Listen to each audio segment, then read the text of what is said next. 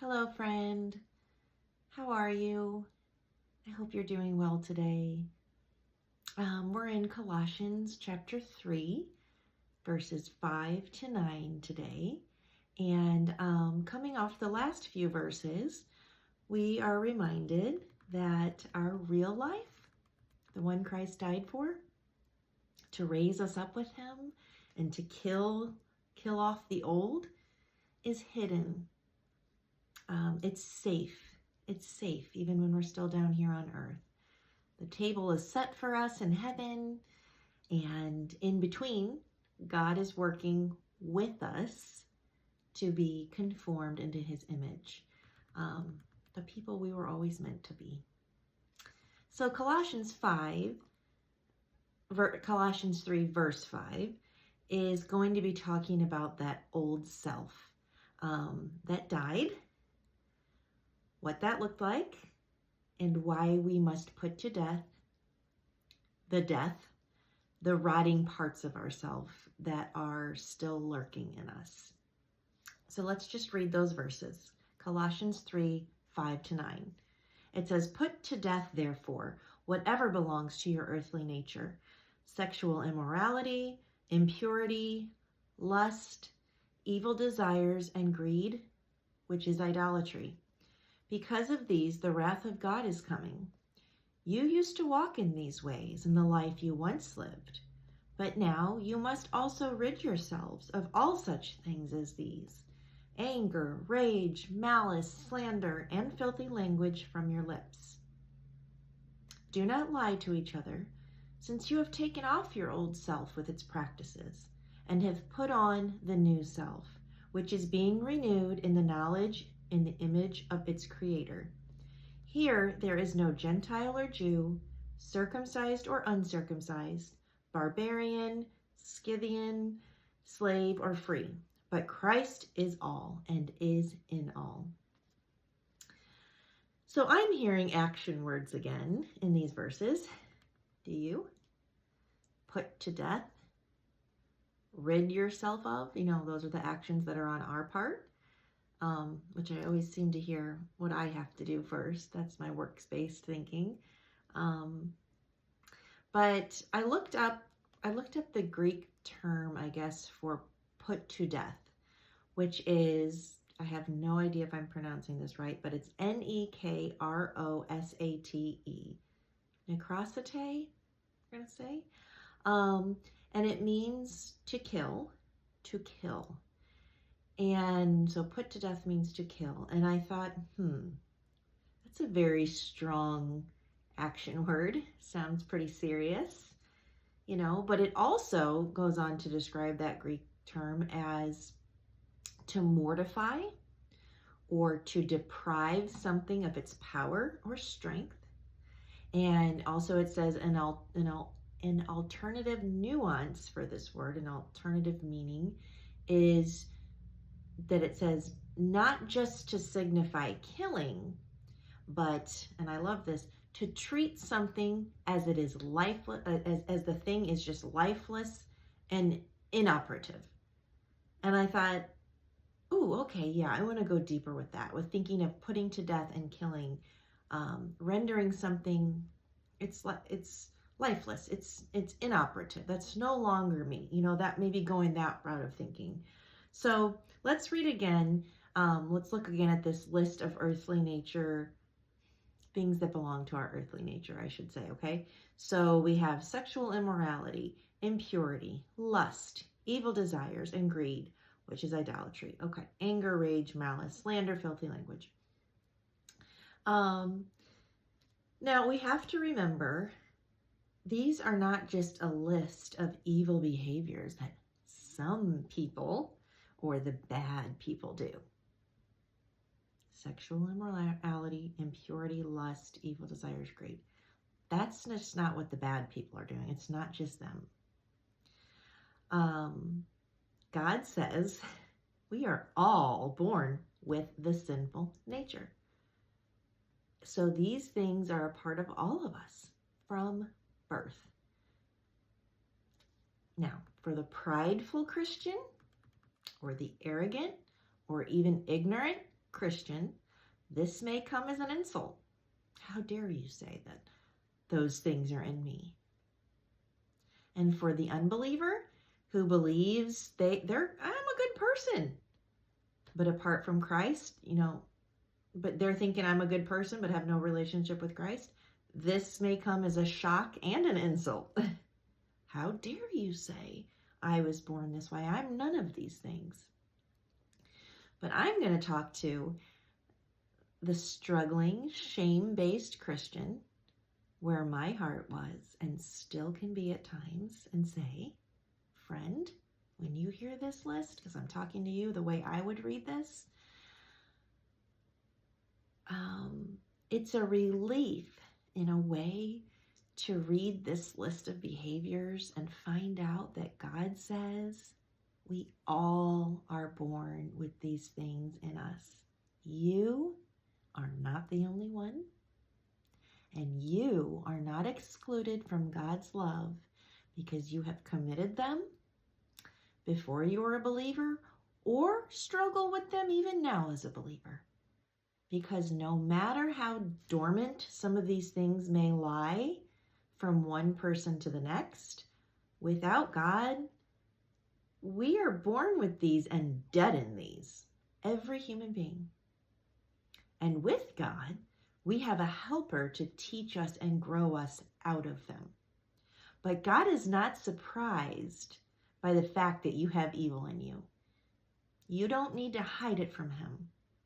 He is aware, and all have struggled and outright sinned in these ways. So we're going to go back to that Greek word for put to death in a bit, but I also want to break down and dissect a little bit these parts of the earthly nature, okay? So starting with sexual immorality. God's word says sexual relations are created for and only for a man and a woman in the boundaries of a covenant marriage. It's the way he made it. It's the way he says it should be. It's the way he created our bodies. And you can look that up for yourself in here. That's not me saying it. That's God. If you have questions. But may I say, in the hookup culture that we live in, it may be hard for the unbeliever or the casual Christian to see that God is not trying to make our lives boring by allowing us only one sexual partner for life. He is in fact protecting us emotionally and spiritually.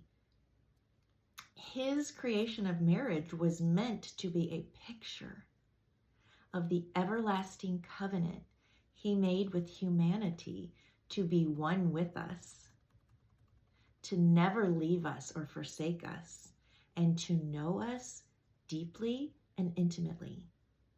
And in this most intimate connection of sexuality, which is good, by the way, God created sex as good, it breaks his heart when his dearly loved child hooks up or sleeps around and then is rejected and left alone, which is the hookup culture.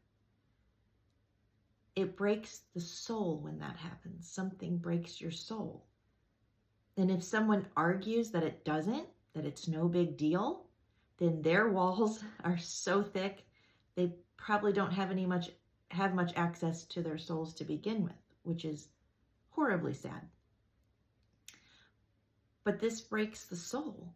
And the more sexual partners a person has, it breaks the heart of God, because it is essentially speaking to that person, you aren't good enough or important enough to keep when everybody's just sleeping with everybody. And that's not how God rolls. Intimate connection is for keeps with God. It's forever.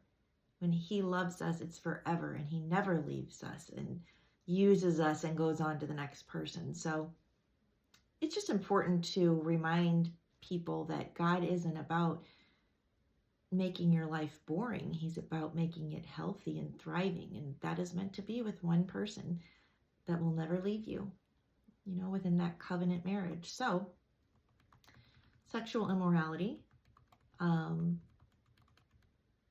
I just spoke on what God does want sex to be. I think we all know what it shouldn't be. It's pretty much rampant out there. I don't probably need to go into details about that. But moving on to the next one, impurity. This includes ceremonial impurity, which were often involuntary acts that rendered a person ineligible to enter holy spaces. Example of this would have been back in the Old Testament of touching a dead body or an animal, even in the New Testament when Jesus was here, or coming in contact with a person with leprosy, or even having, childbirth.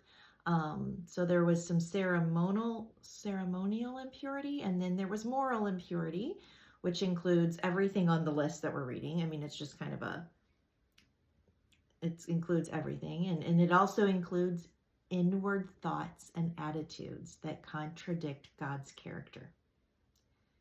So if you look at here and see impurity and think, oh, that's not me, well, how about every inward thought and attitude that you have? Are they all lining up with God's character, or do you find in yourself things that contradict it? If you're a human being, you should see you have things that contradict God's character. So see, we all fall into impurity at some level. It's not just for those people, Lust. I looked up what this word was in Greek, and it comes from the word epithemia,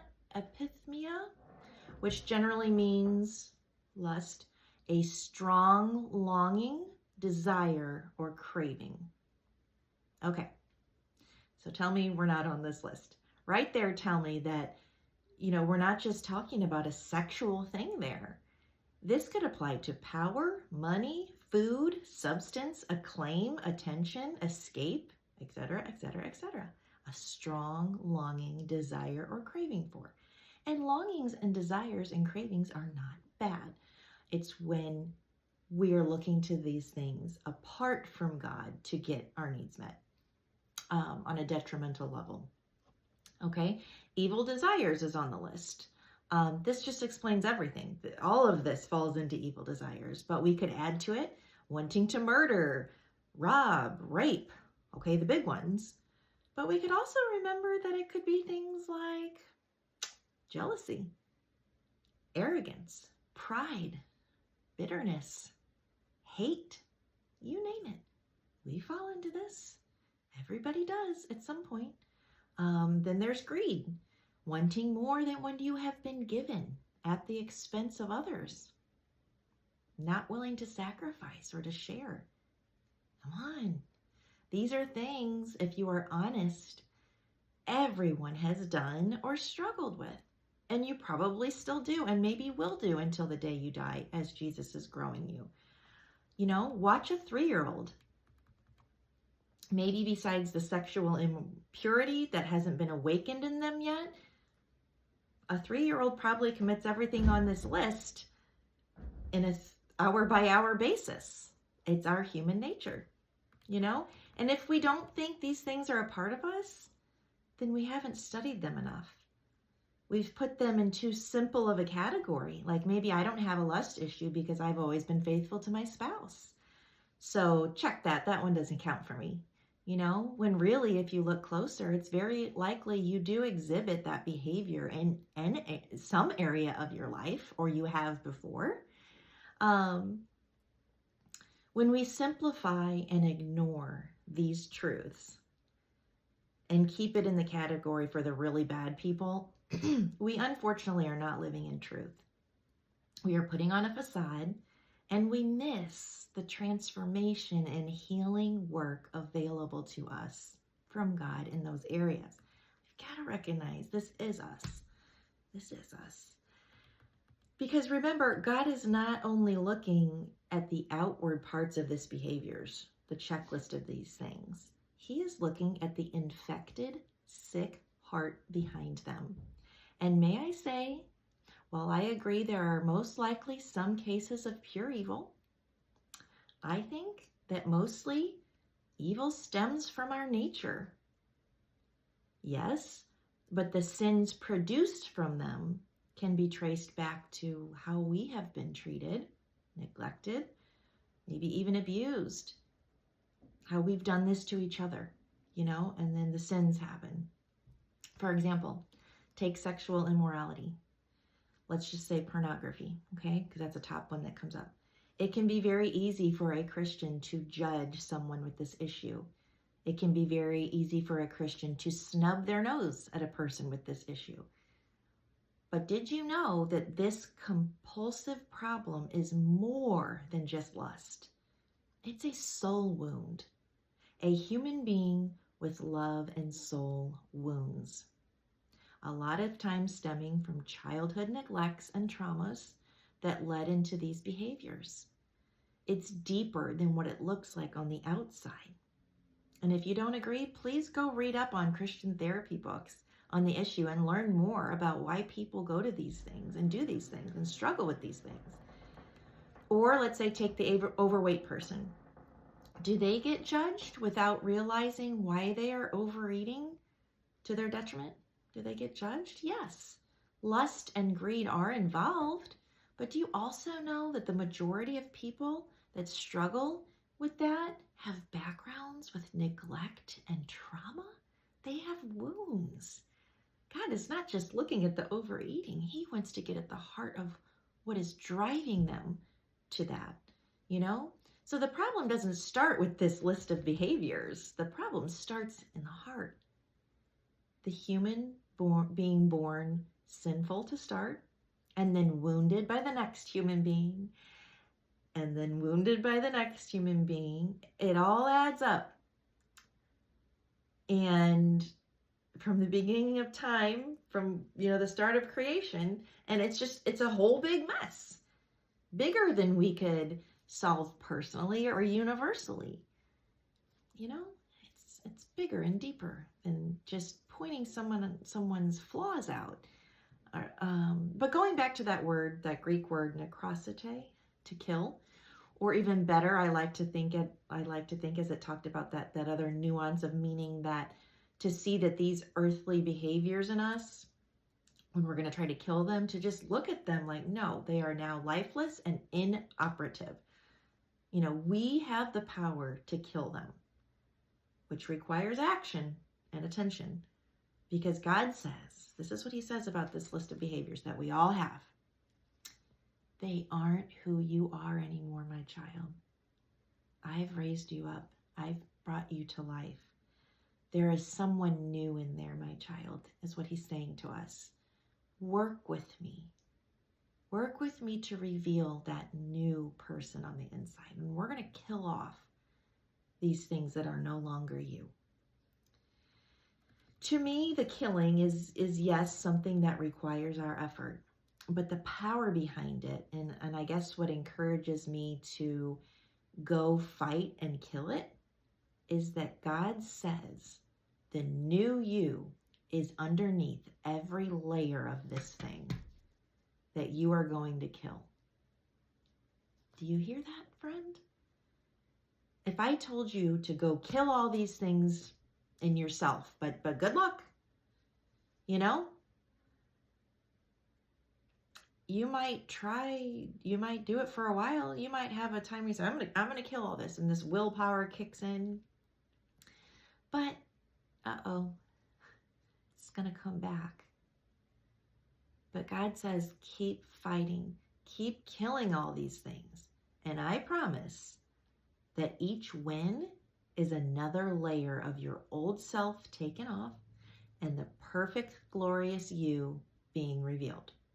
From glory to glory, one step at a time. Every time you kill this off, there's a promise behind it that something new is under there, as opposed to just saying, this is me. I just have to go in my willpower to stop doing all these things. There's no promise there that will last. Not without the promise that God says there is a new you under there, And I believe that in the list of sins here, some are very easy for me to kill. We're all different. Some of these things are easier to kill. Even in the beginning of my serious Christian walk, some things I had done before, they just became ugly to me. They became undesirable. They weren't too hard to kill because it didn't fit anymore with my spiritual shift, and surrendering my life to Jesus. So I wouldn't say I even had to kill him. Some things were just like, not for me anymore. There was no fight there, But there were at least a few things on the list that were not as easy to rid myself of, even though I was a believer. And where the term kill makes sense were these kind of things, That's where it made sense. Oh, those are the things that aren't so hard. I'm going to have to kill them. These are the things that we struggle with that hold us back. They keep us from God, from feeling close to him, and they hurt the ones we love. Things like selfishness, anger, irritability, greed, and they need to be killed, to be noticed and aggressively addressed. But, oh, my struggling Christian friend, get to the heart behind it as you address it. Because killing it, just going into it like I'm going to kill it, can become a work that doesn't work and pops back up like a whack-a-mole if you're just going at it like I'm going to kill this thing in my own strength, if it's not addressed realistically. What I mean is I can say I'm going to kill this anger issue. I'm going to kill it. I'm going to kill it. No more rage. No more blow-ups. But if that's all I do and never actually dig into why I'm raging, it's gone nowhere. It's not dead. It's just lying dormant. Willpower won't kill anything. Killing may look like a journey, not just a one-time thing, a journey that includes counseling, books, mentorships, opening up to a trusted friend for accountability and help. It doesn't mean the killing is going to happen in a day. Or to me, that's just willpower. The infection in the wound behind the sin needs to be acknowledged and addressed to start killing it. Violently go after this thing in a help way. Go get help for it.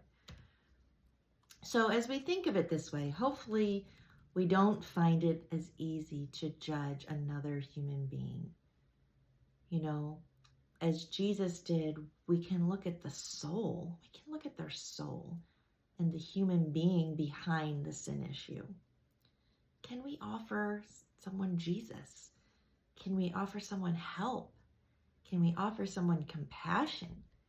Not to stay in the sin, but to empathetically admit that we all fall into these categories as we walk closer to Jesus. We're walking out of them, but that doesn't mean we're out of them yet. Verse 7 states the truth about you and me. You used to walk in these ways of life. No, you used to walk in these ways in the life you once lived. He doesn't exclude anybody. That's all of us, And then read, verse 8, an even further call to action. But now you must also rid yourself of these things. Remembering that we are raised with Christ and we are forgiven. The slate is wiped clean as believers, and now it's time to go into action and rid ourselves of these things that don't fit who we are anymore. But first we have to see who we are. If you don't know who you are now, you won't realize that these things don't fit who you are anymore. And that's why I had to go into great length about speaking about who we were and all of the things we've done in Colossians up until now, in order to recognize it in ourselves that we might have been these things, but this is who we are now. But we need to see that we are these things. We can agree with God about it. We can accept our sinful nature instead of hiding it from God. And then we can go to bat to rid ourselves of it. But first we have to accept it. And if we are in denial of our sinful nature, we're trapped. And we don't even have the awareness to put it off. And if we are so ashamed of it, which was me, as if God was surprised, we hide. We don't address it. And we certainly don't put it off. We're hiding. Uh, Verse 9 is, do not lie to each other, since you have taken off your old self with its practices. This is another one that we maybe easily can overlook at it real quick, thinking more highly than we ought of ourselves. And I'm really just speaking of Christians as kind of a group. Well, I don't lie, but may I add that lying can include things like people pleasing, not setting healthy boundaries, and manipulating people to get what we want, even if it's their love. That falls into lying.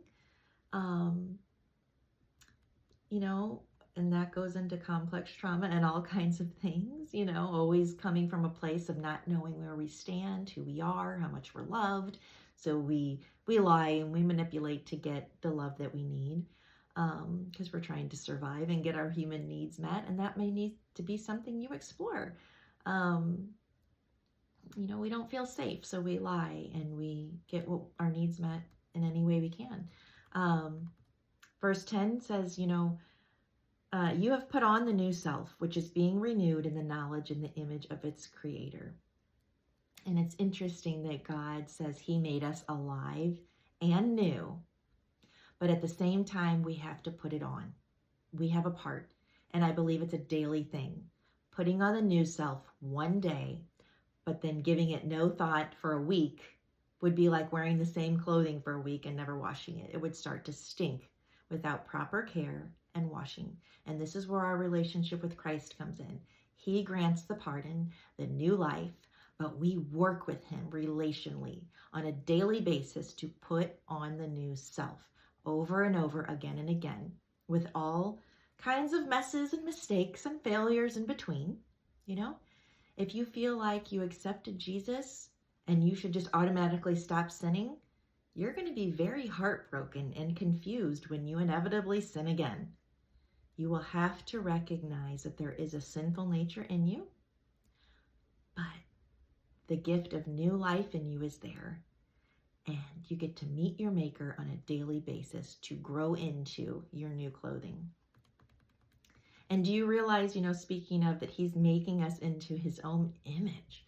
How amazing and true that according to this verse, if you have an active relationship with God, and I'm not talking about, oh, I go to church or I work at church. I mean that you are putting in time with him and letting him into your heart, that you are being renewed into the image of him. You've heard the term, you become like the one you hang out with. It's true.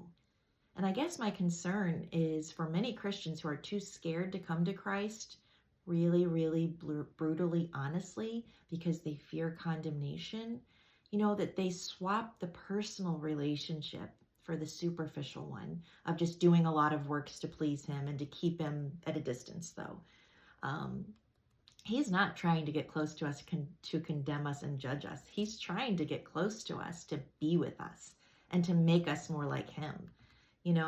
And here in verse 11, it says, there's no Gentile or Jew, circumcised or uncircumcised, barbarian, Scythian, slave or free, but Christ is in all.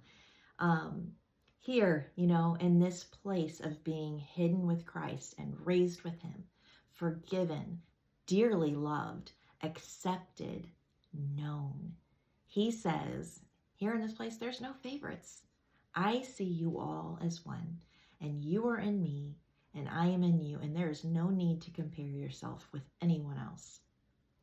I'm going to stop here at this verse for today, because the next ones are, even though they're so closely connected, they have so much to say on their own. So we'll go into verse 10 on the next video. But if this message has been helpful to you in any way, will you please consider sharing it with someone you think could benefit from it, or press subscribe if you haven't before, just so we can get it out to more people.